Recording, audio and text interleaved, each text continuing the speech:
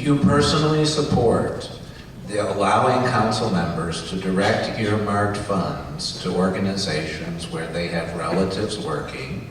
And if so, how would you define what relatives should or should not be subject to these rules?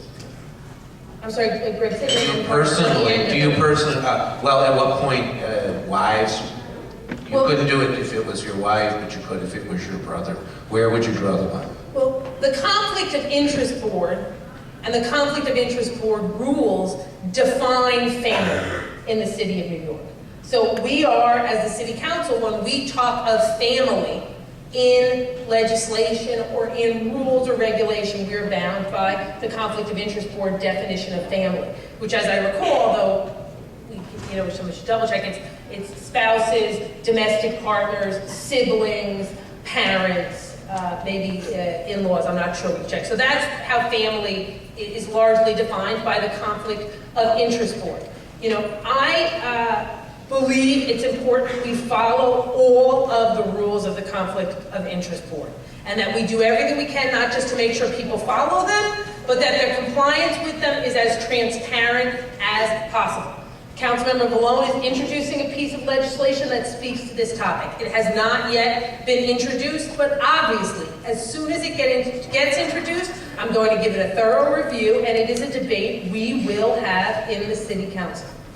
A few days ago, the mayor released for the first time his list of discretionary funds that he allocates to council members.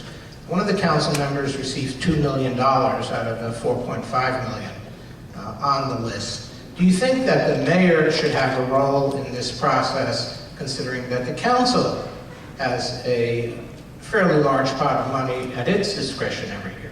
And I have no objection to the mayor having funds that he distributes, with input from council members or at the request of council members to community organizations. I started as a council member when Giuliani was mayor. We weren't that close, so I don't have a lot of personal experience with how this happens, but I have no objection to it. And I think Deputy Mayor Schuyler's memo last week speaks to the important and critical points in a way the ones I was talking about. Is it transparent? Is it clear? Can New Yorkers see what council members or what elected officials, borough presidents, etc., are getting money from the mayor?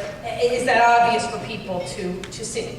That's important, and the mayor is taking steps to make that more transparent and clear.